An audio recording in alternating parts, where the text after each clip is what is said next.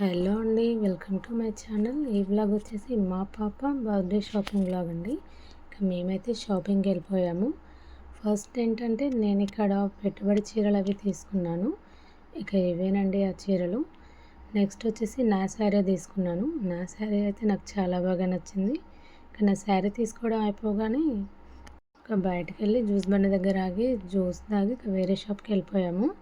అక్కడ ఏంటంటే ఇందాక తీసుకున్న శారీస్ పైకి లైనింగ్స్ అవి తీసుకున్నానండి. ఇదే షాప్లో నేను పాప కోసం ఓణం శారీ తీసుకున్నాను.